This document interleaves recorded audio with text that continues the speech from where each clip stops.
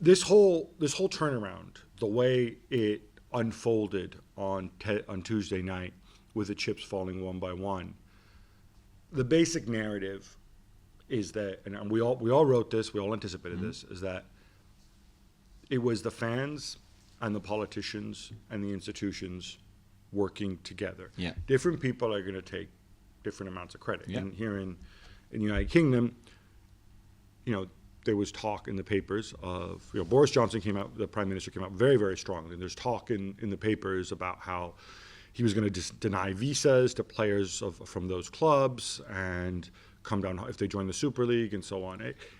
It's a lot of stuff which, frankly, having spoken to some people, is hugely improbable and illegal. Yeah. I mean, honestly, because I think the one thing people need to remember, the Super League was only ever going to work if it had UEFA approval. Yeah. That was part of the Super League plan. He didn't have many plans, but the one plan that we know of is that ultimately they were going to bend UEFA to their will, force them to become part of this, and be like EuroLeague basketball. Yeah. So this is all nonsense and garbage. Because once UEFA, the governing body of the sport, says, okay, fine, green light, there's simply no way they were going to do this alone by themselves. And I think a lot of people don't seem to have understood this part of it, is they weren't interested because it was not possible for them to go and do this on their own without UEFA approval. That's absolutely critical. Yeah, it is. And I think that's one of the main reasons why this whole thing is so stunning about how badly they handled it. I mean, you touched upon this before, and Florentino touched upon it. He said, we've been working on this for 3 years. It was obviously accelerated by the pandemic. But, he said, maybe we didn't communicate our ideas properly, but then we weren't allowed to because we weren't given enough time. Now, what's your reaction to that? I mean, what have they done for 3 years? I mean, JPMorgan, who is the bank bankrolling this Super League, who have worked with... Not bankrolling, loaning the money. Loaning the money, sorry. Yeah. Who've worked with governments and the biggest companies in the world, some of the most intelligent people in business. And JPMorgan, I don't know what they knew and what they were told or not, but they also put a statement out on Monday morning saying, hey, here we are, we're part of this, great, blah, blah, blah. But surely no one go into business like this. If you think about it as a business, this Super League as a business, first and foremost, before talking about football and... Yeah.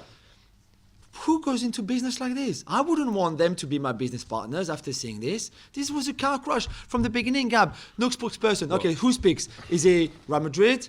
Is it Florentino on his own, doing his own show like a la Donald Trump at times, as we saw on Wednesday night? Is it Agnelli, who went into hiding, that not even probably his own family could reach him? Is it Arsenal? Is it Tottenham? Is it Daniel Levy? Is it the Glazers? Well, we don't know, and then no one talks, and then it's an absolute car crash. Yeah, so the JPMorgan thing, I think, is just worth mentioning for a second because, obviously investment banks aren't popular and so on, but it's important to know it's not like JPMorgan was going to become partners in this league and invest money and become shareholders in the league. No. All they did was we will lend you up to $3.5 billion to basically deal with some of the immediate costs that you are going to have. Yeah. That's all it is. And by the way, it's not like if like me, you bank with JPMorgan Chase, look, I'm giving you a free endorsement. It's not like they're going to take the money out of my account. They're going to go they're going to raise the money from other people, right? That's all they were doing. Yeah, but with interest, so they they would get some money. Exactly. back. Other than that, there was no legitimacy. There's no CO. There's no strategic plan. Nothing. The stuff that they were going to explain, they explained incredibly badly.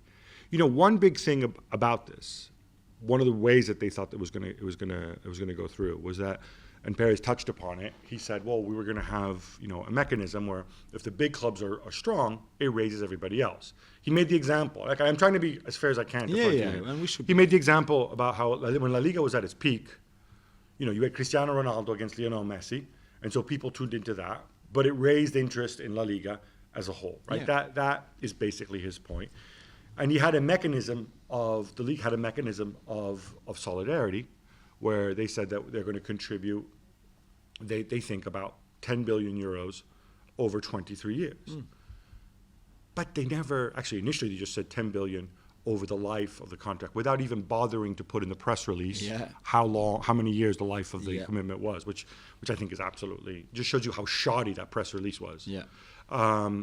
But they don't explain where that money's going to go.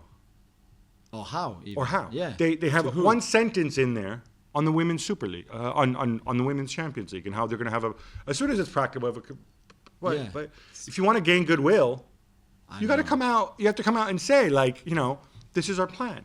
And this is what, to me, was extraordinary.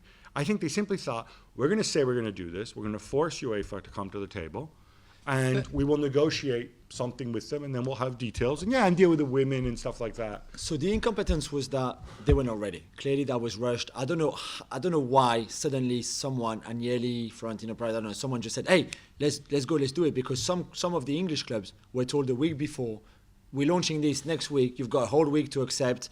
Read the paperwork from the lawyers. Sign it at the bottom. Blah blah blah. It's done." This is not how you do things. I think paperwork went out on Tuesday some of the clubs might have had it before, but Tuesday was the day that they received sort of the contracts, and then Friday was then it was a question. But for some club, and we know that from Chelsea, Roman Abramovich was never really sold on the idea anyway. But if on top of everything, you just give them a few days to think about it and say yes or no, and you put under pressure, some, as you rightly pointed on the FC show last weekend, some was pure FOMO, the fear of missing out. If we're not on this train, then we could miss out. So let me on ask top of you- that, so that's the incompetence.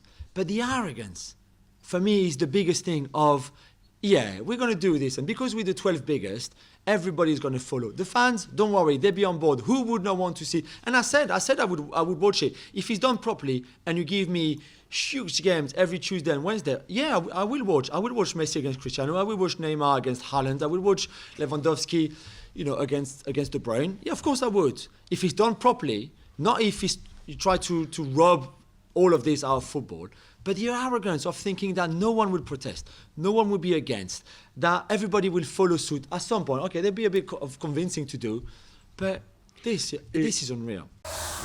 Well, thank you very much for watching ESPN on YouTube. For more sports highlights and analysis, be sure to download the ESPN app. And for live streaming, premium content, and let's not forget as well, ESPN FC 7 days a week. Subscribe to ESPN+.